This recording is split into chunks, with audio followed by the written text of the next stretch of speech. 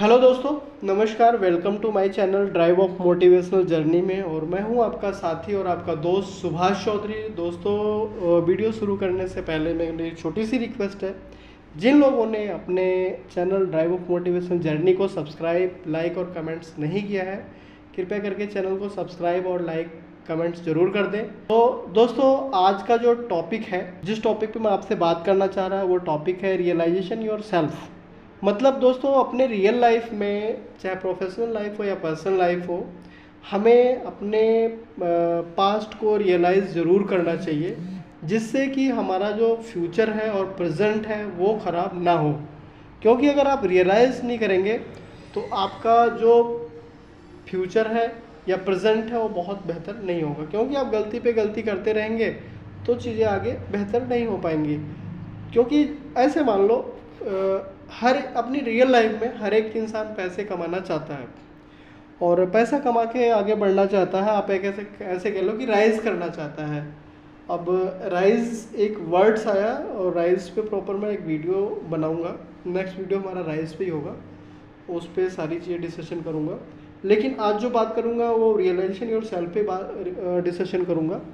तो अगर हम रियलाइज़ ना करेंगे तो हम आगे का स्टेप अपना तय नहीं कर पाएंगे। एक पैटर्न पे काम करेंगे और फेल होते रहेंगे, काम करेंगे फेल होंगे, काम करेंगे फेल होंगे, ऐसे चलता रहेगा। लेकिन हमने रियलाइज़ किया कि हमने गलती क्या करी, अच्छा क्या किया, हमने इसमें क्या ऐड करना चाहिए, क्या हटाना चाहिए, तो आपको आगे बढ़ने से कोई नहीं रोक सकता। फॉर एग्ज़ाम्पल, मान लो किसी भी कॉरपोरेट में आपने 10 साल काम किया, किसी भी ऑर्गेनाइजेशन में, कॉरपोरेट में, या आपने 10 साल तक काम किया। 10 साल में काम करने के बाद में आपने एक रियलाइज़ किया कि आपने 10 साल में उस कॉरपोरेट के से क्या अर्न किया और ये क्या लर्न किया।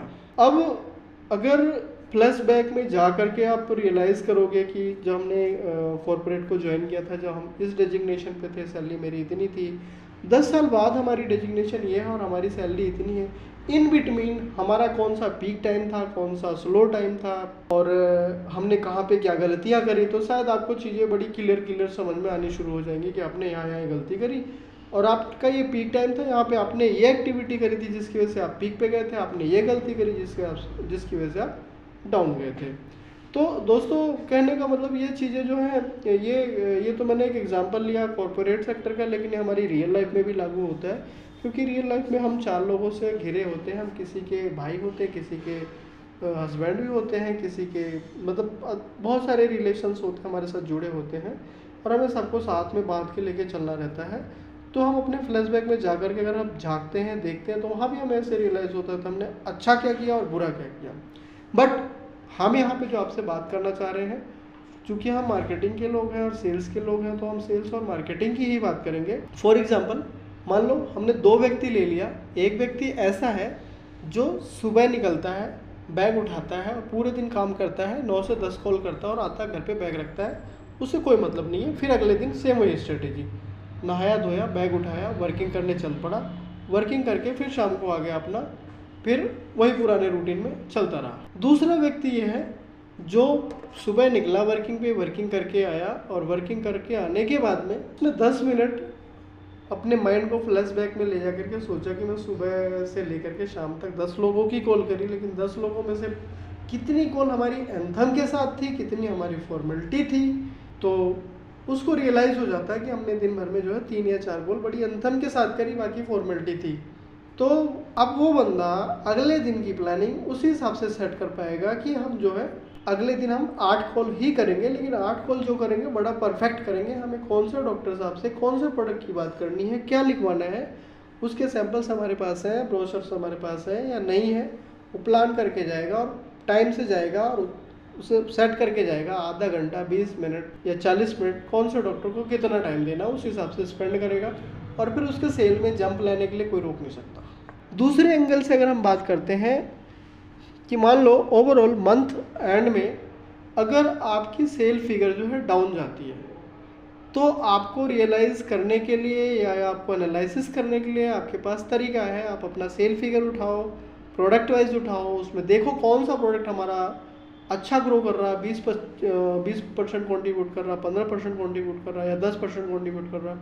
कितने ऐसे प्रोडक्ट हैं जो 5% से नीचे हैं। वहाँ पे रियलाइज़ होगा।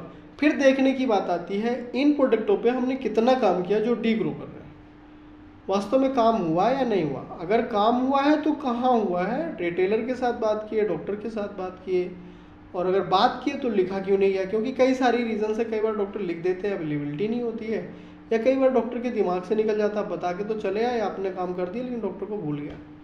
तो वो दोस्तों हम जब अंदर घुसेंगे ना, जब एनालिसिस करेंगे, जब चीज़ें निकल के आएंगी, जब पकड़ में आएंगी। तो मेरा जो कहने का ऑब्जेक्टिव है या मतलब है, रियलाइजेशन लाइफ में ज़रूरी है। Every day, every month, every year, time to time अपने आप को रियलाइज़ करें, उस हिसाब से अपने आप को डेवलप करें, मॉडिफाई करें और अपनी लाइफ को स्मूथली आगे ले जाएं। बस दोस्तों आज के लिए इतना ही। Thank you so much. लेकिन दोस्तों जिन लोगों ने अपने channel drive of motivational journey को सब्सक्राइब, लाइक और कमेंट्स नहीं किया है, कृपया करके दोस्तों चैनल को लाइक और सब्सक्राइब, कमेंट्स कर दें,